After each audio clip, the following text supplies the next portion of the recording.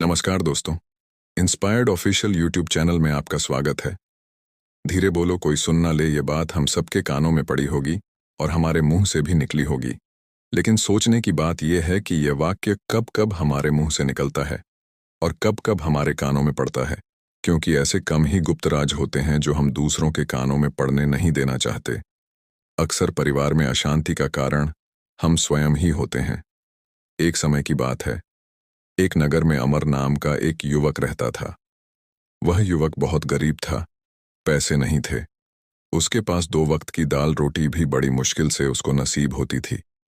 किसी काम की तलाश में दिन रात खोज करने पर भी उसे कोई काम नहीं मिल रहा था। फिर एक दिन उसने अपनी पत्नी के सामने अपनी सारी समस्या बता दी। उसने अपनी पत्नी को कहा कि मैं जिस जगह भी काम मांगने के लिए जाता हूं, तो हर कोई मुझे यह कहकर काम नहीं देता कि हमारे यहाँ काम की जरूरत नहीं है। मैं काम की तलाश कर करके थक चुका हूं। मुझे समझ नहीं आता कि मैं तुम लोगों का पेट कैसे भरूं, अपने बच्चों को कैसे पालूंगा, और यह चिंता मुझे दिन रात खाए जा रही है। यह सुनकर उसकी पत्नी ने कुछ सोचकर कहा कि तुम एक आदमी के पास सिर्फ एक बार ही काम मांगने के लिए जाते हो, और जब वह काम नहीं देता तो तुम दोबारा उसके पास जाते तक नहीं हो। अगर तुम्हें उनसे काम लेना है तो तुम्हें हमदर्दी जतानी होगी, तुम्हें उनसे हमदर्दी हासिल करनी होगी, अपनी गरीबी दिखानी होगी, ताकि वह लोग तुम्हारी मजबूरी समझकर तुम्हें काम पर रख लें। इसलिए शर्म मत करो, उन्हें अपनी मजबूरी बताओ, अपनी गरीबी बताओ, और इसी उपाय से तुम काम पा सकते हो। यह बात अमर के मस्तिष्क में बैठ गई और अगले दिन काम मांगने के लिए वह उसी सेठ के पास जा पहुंचा जहां पर वह पिछले दिन काम मांगने के लिए गया था। लेकिन इस बार उसने हाथ जोड़कर उस सेठ से प्रार्थना की। वह बहुत गरीब है और उसे काम की बहुत आवश्यकता है। वह जो कुछ भी उसे देंगे वह उसमें संतुष्ट हो जाएगा, पर कृपया करके मुझे अपने यहाँ काम पर रख ले। उसकी यह हालत देखकर उस सेठ ने उसे अपने यहाँ काम पर रख लिया। वह रोज वहां पर काम पर जाने लगा। अंदर ही अंदर वह खुश तो था कि उसे काम तो मिला, लेकिन उसको वेतन दूसरे लोगों से कम मिलता था। वही काम जो दूसरे लोग कर रहे थे, उन्हें ज्यादा वेतन मिल रहा था और इसे कम वेतन मिल रहा था। जब इस बारे में उसने अपने सेठ से कहा तो सेठ ने कहा कि देखो भाई, तुम्हें काम की जरूरत थी, मैंने तुम्हें काम दिया। मेरा धन्यवाद करने की बजाय तुम मुझसे शिकायत कर रहे हो। यह सुनकर अमर वहीं पर चुप हो गया। बात कहीं ना कहीं सत्य थी। सेठ ने तो उसे उसकी मजबूरी के हिसाब से ही काम दिया था और इसीलिए वह उसे अपने अनुसार ही वेतन देता था।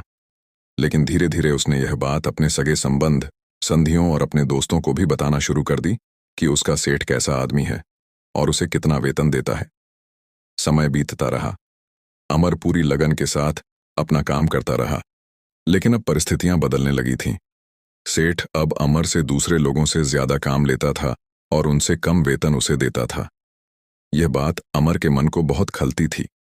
वह दूसरों से ज्यादा मेहनत कर रहा है और उनसे कम वेतन पा रहा है। इससे उसके आत्मसम्मान को बहुत गहरी चोट पहुंची। अब धीरे धीरे उसका मन अपने काम से हटने लगा। उसका मन काम में लगता ही नहीं था।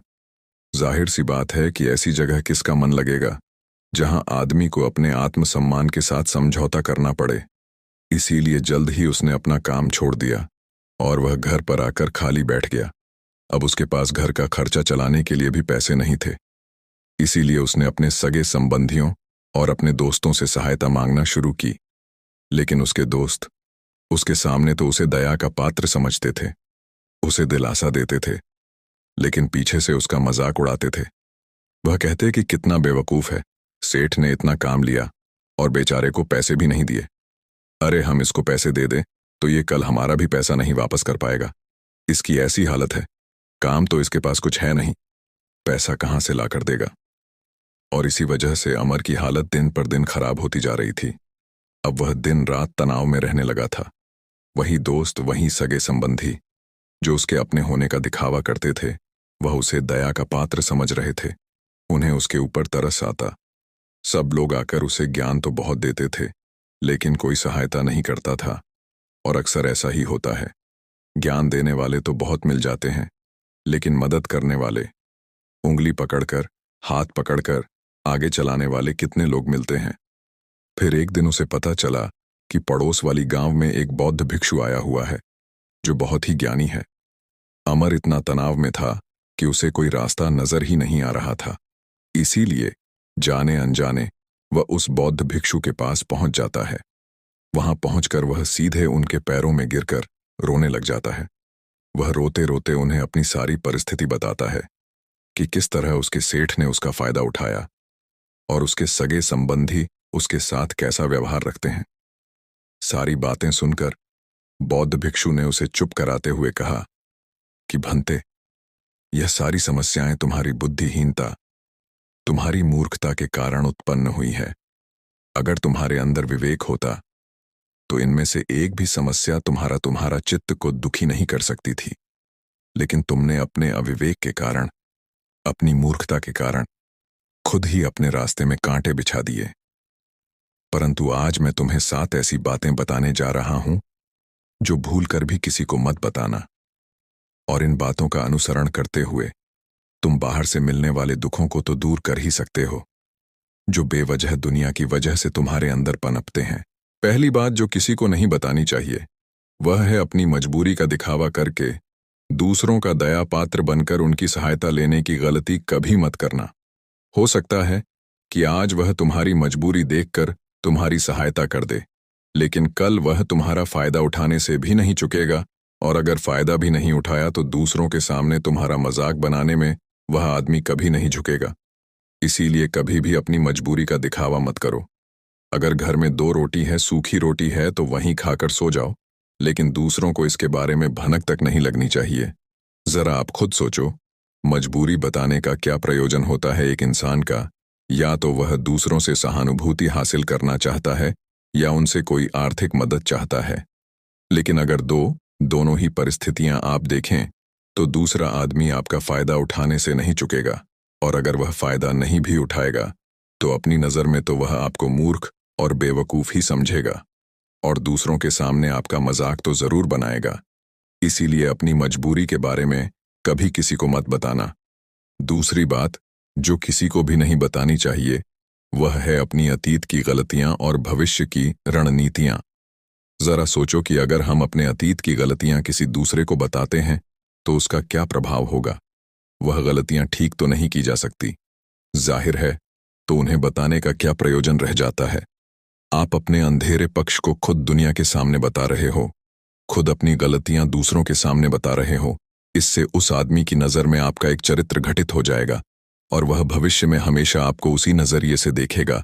इसीलिए किसी भी आदमी की नज़र में अपना चरित्र गठित मत होने दो।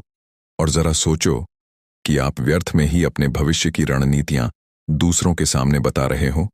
जो लोग आपके काम का हिस्सा ही नहीं है, उनके सामने अपने भविष्य की रणनीतियां अपनी डींगे हाँकने का क्या फायदा।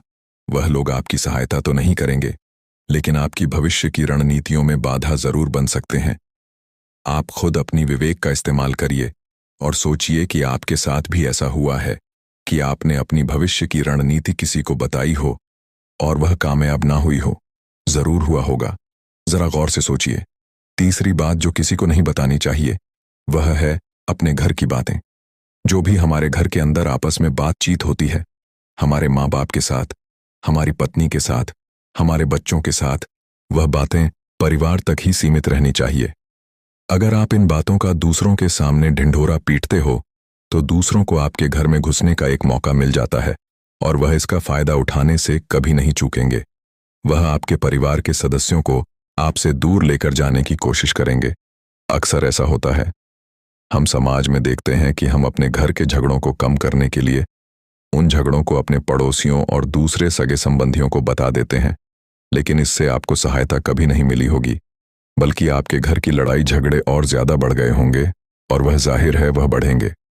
अगर आप अपने माँ बाप की बात दूसरों को बताएंगे तो आपकी माँ बाप को बुरा लगेगा। यही कि हमारा बेटा हमसे बताए बगैर दूसरों को ये बातें बता रहा है। इसीलिए अपने घर की बातें और अपने घर की लड़ाई झगड़े किसी के सामने मत बताना। अगली बात जो मैं आपको बताने जा रहा हूं, जो किसी को नहीं बताने चाहिए, वह सुनने पर बहुत अजीब लग सकती है, लेकिन उसका सत्य भी मैं आपको एक तर्क के माध्यम से दूंगा। मैं कहता हूं कि अपनी आमदनी किसी को मत बताना। अब अपनी आमदनी ना बताने के पीछे क्या प्रयोजन हो सकता है?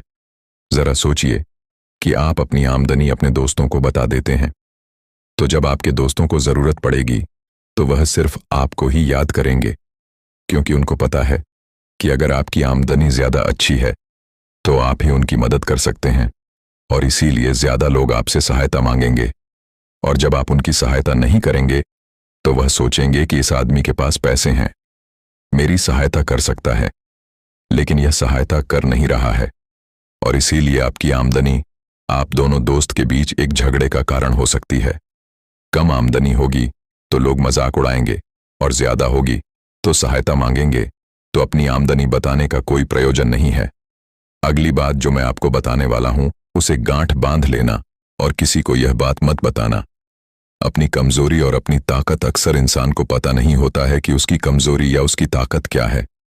लेकिन अगर आपको अपनी कमजोरी और अपनी ताकत पता है तो पहली बात तो आप बहुत ही बुद्धिमान आदमी हैं, और दूसरी बात कि आपको यह बातें किसी से साझा नहीं करनी है, क्योंकि अगर आपकी कमजोरियां दूसरों को पता चल गईं तो वह आपकी कमजोरियों का फायदा उठाएंगे, और अगर आपकी ताकत पता चल गई तो वही ताकत आपकी कमजोरी बन जाएगी, क्योंकि वह ताकत दूसरे आदमी को पता है और वह ताकत की काट भी ढूंढ ही लेगा। अपनी कमजोरी और अपनी ताकत अपनी पत्नी या अपने पति को भी नहीं बतानी चाहिए, क्योंकि इसके बाद आपको घर में उनसे हमेशा दब के रहना पड़ेगा। अगली बात जो किसी को नहीं बतानी चाहिए वह है अपने मित्र और अपने शत्रु। आप अपने मित्रों के बारे में अगर दूसरे लोगों को बताएंगे तो वह आपके मित्रों के साथ अपनी घनिष्ठता बनाकर आपको धोखा दिलवा सकते हैं। आपके गहरे मित्रों को आपसे दूर करने का प्रयास कर सकते हैं। अक्सर आम आदमी ऐसा नहीं करता, लेकिन आपके दुश्मन ऐसा करने की कोशिश कर सकते हैं। और दूसरी तरफ आपके मित्र को आपके शत्रु का पता नहीं लगना चाहिए, क्योंकि आज जो आपका मित्र है अगर कल वह आपका दुश्मन हो गया तो वह आपके शत्रु के साथ ही मिलकर आपको परास्त कर सकता है, आपको धोखा दे सकता है। इसीलिए अपने सबसे अच्छे दोस्तों को भी अपने दुश्मन के बारे में कभी मत बताना। अगली और आखिरी बात कहना चाहता हूं कि जब तुम दान करते हो तो दान के बारे में भी किसी को मत बताना। नहीं तो दान करना व्यर्थ हो जाता है, बेकार हो जाता है। जब आप दान का ढिंडोरा पीटते हो तो आप यह बता रहे हो कि मैं कितना बड़ा दानी पुरुष हूं, और यह आपके अंदर एक अहंकार निर्मित करेगा। इसीलिए दान गुप्त रूप से किया जाए उतना ही अच्छा होता है, उतना ही फलदायी होता है। जब आपका बायां हाथ दान कर रहा हो तो दाएं हाथ को भी ना पता चले कि बायां हाथ दान कर रहा है। ये 7 बातें जो बौद्ध भिक्षु ने अमर को बताई, इनमें संसार के सभी सिद्धांत छिपे हुए हैं। इन बातों का अनुसरण करते हुए आप अपने घर में सुख शांति बना सकते हैं और घर के झगड़े हमेशा के लिए दूर कर सकते हैं। आप इन बातों के बारे में अपने विवेक से भी सोचेंगे तो आपको यह बातें सच मालूम पड़ेंगे, और हमारा कहानी सुनाने का मकसद यही है कि आपका विवेक जागृत हो। आप खुद उन बातों के बारे में सोचें जो हम आपको बता रहे हैं। दोस्तों, आपको यह वीडियो कैसी लगी कमेंट बॉक्स में ज़रूर बताएं।